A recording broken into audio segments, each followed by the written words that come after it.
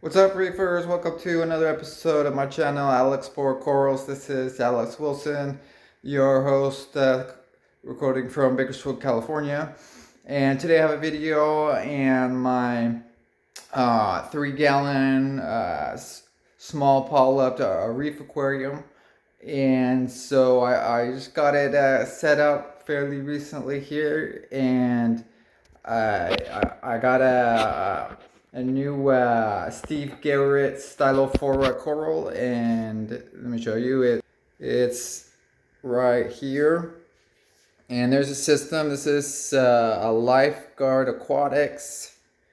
It's supposed to be a 3.8 gallon, but it's more like 3 gallons of actual system water. Once I got it, I poured the water in there to test it. So yeah, this is I'm gonna try to do a 3-gallon nano reef with small polyp corals in it. No fish, no shrimp, just the straight corals. And on this system here, I'm running the 160. It's like 50-watt Kessel tuna blue light on it, and it's okay. I wish Kessel on these lights right here, I wish they would just give you the full spectrum Kelvin settings, such that, this one just limits you. It just limits you between it just goes to 10,000 K is the widest, and then you can adjust it all the way to a 10 20,000 K blue. So I wish you could just adjust it to any Kelvin you would like to, straight up to the sun and above, just depending on what your specific needs are, at the time. But okay, that's it's a pretty good unit though, and I'm pretty satisfied with it has a nice the arm on it there and everything. And one thing that's interesting is I have it set at about 6 inches above the water right there. So the whole aquarium itself, it's just 8 inches tall, right? So 8 inches tall, and then if whatever corals there is probably going to be up on a little rock or a frag rack or something. So it's going to be up an inch or two just right there. So, there's only, that's like 7, maybe 6 inches of water that it's only underneath. So, on these systems like that, that's a lot of light from this light hitting down just at that shallow amount of water. So that, I've heard that this systems like that, you can do that. I considered putting on here the Ecotech XR15s on here that will run it at a little bit more light. But the 100 watt XR15s.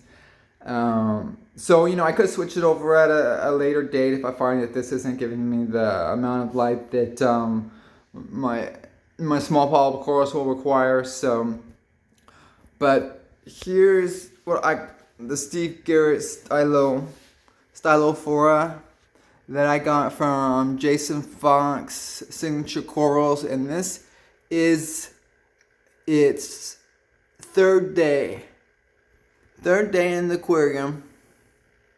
So I put it straight in here on the second day after putting the second day. But of course, the water and I had circulating for the last 3 months. So along with some of the live sand that I put in there, the Ocean Direct, as well as the Miracle Mud that I had in my other mixing system, right? So yeah, just not 100% second day, but I kind of cheated there, and then I used the same thing as the water was from there, and then the sand. So, and then I have a little bit of that pump right there to give a little bit extra circulation. See how that goes. Sure. There we go. So this is on the 10,000 K lighting. You can see that it's a pinkish purple base, with the green polyps on it. So let me see if I could I can adjust the blue down. Let me see. So that's a 10,000. And of course that's under the full tenant, 20,000 K. Yeah, so he's a cool little guy. Pretty happy. He's out good so far. So that's this side. Get another look at him.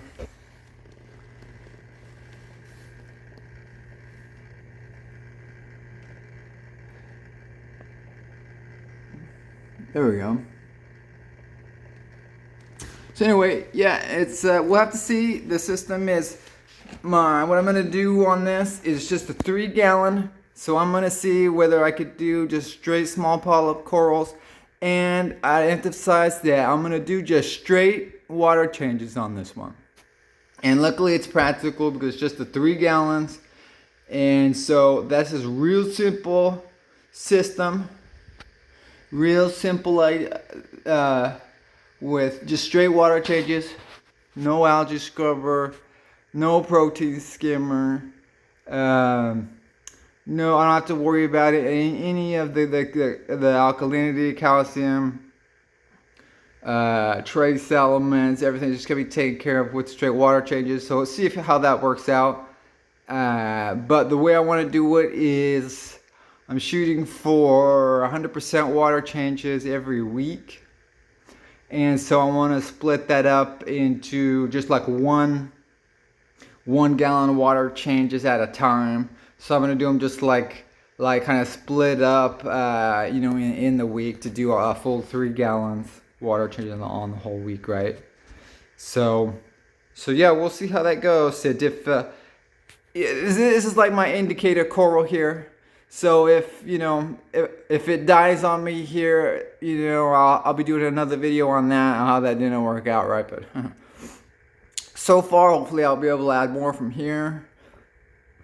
I'm gonna have to see because the system I put this nice little ventilation fan on it right there. And it's a pretty sleek solution. The other option I have is to use the ice cap, ice probe on it.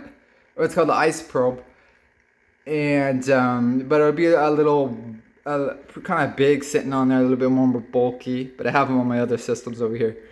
But either way, though, it's gonna evaporate a lot of water for just this 3 gallons, and the back system right there. I mean, only holds so much water right there. It's not that much, and it will expose the heaters and everything right there. So I might have to put like an auto top off system on this one.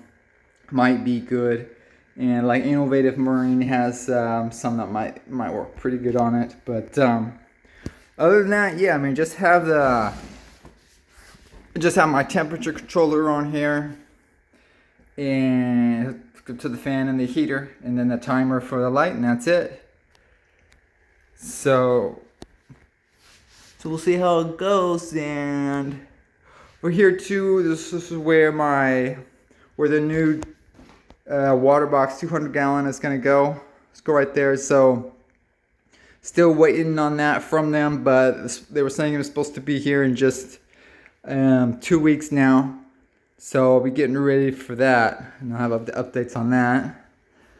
And say here's been where I just had some rock and water and my sand and everything mixing, or just hanging out.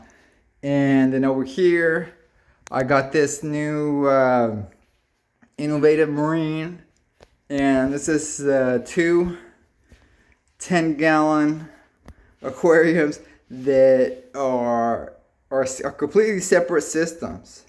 So it's like a 2-in-1 aquarium system, and it's a pretty nice setup from Innovative Marine. And it has this, one of the main reasons why I went with them is they have all of their stands now are aluminum. Really nice stands.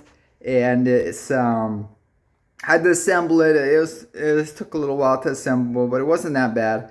And it has these it's like aluminum framing, and then it has these like I think it's a type of APS a plastic or a type of plastic panels on them that are pretty nice.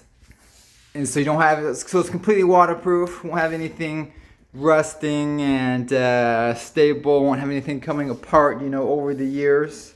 So it seems to be a really high quality stand on there, and I really like those. And show you the inside on them this far. See, it's pretty good. Really good hinges on them and everything else. I have the controllers in there thus far. And it came with the screens and everything already, which was nice. And they also have a lot of stuff that you could get, well, protein skimmers built to fit on the back of this one in there, along with heaters and all kinds of probe holders and everything else.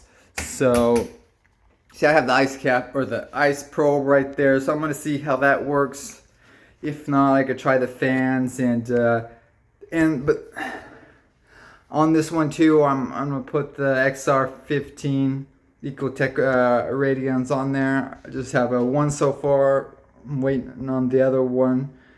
And so the idea behind buying these for me is this is my coral. This is gonna be my coral quarantine system. At least one of them will be. And just so, you know, a system where I can have my new corals come in. Boom, I can put them right in there.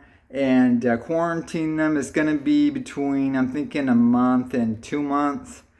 And, you know, just, you got to observe them observe them really well, and treat them. And then have to see if there's anything in there before adding it into the main display with all the other corals and everything. So I'll see how it goes. And, you know, if not, I could always use it for something else. But also, to quarantine fish as well, I could use them both as quarantine systems. But I'm thinking about just doing the one side coral quarantine and then having the other side probably some kind of system, maybe just more acropora, or I could do just you know, LPS or Urian softies, just to have a softie system. And so it has these pretty nice, so you would get the lighting, see it better, but it has these pumps on there that swirl around. It's pretty cool. I have to see just from the water pressure on the pump that it has on there. So that's one little cool thing that that I added on there too. And it's got, you know, so it's the backup, the system that's in the back right here. So it has a rack right there that pulls out. So I've got the filter fleece right there. I have the carbon on it. And then I have, and then an area underneath it there where you could add some, whatever you'd like to. And then I have the heater pump, I have the probes right there.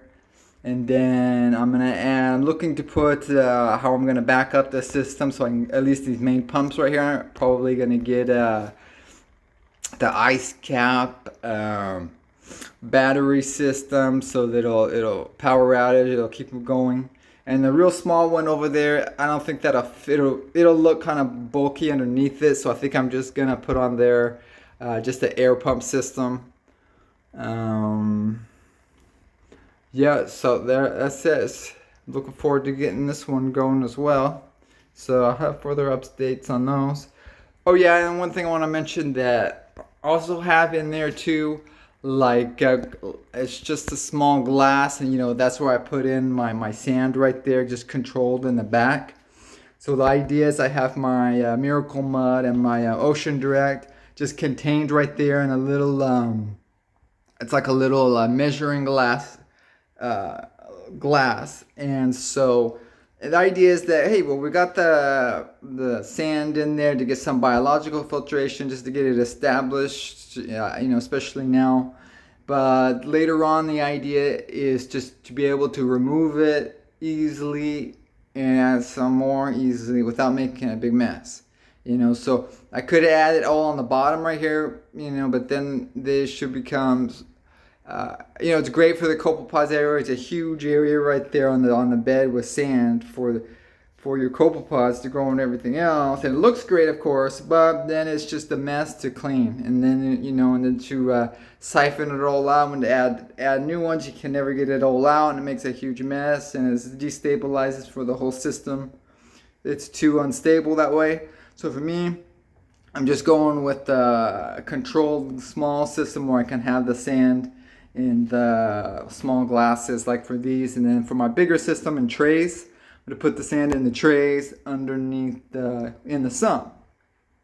So that should do it for this update, and look forward to the next one. Happy reefing. Bye.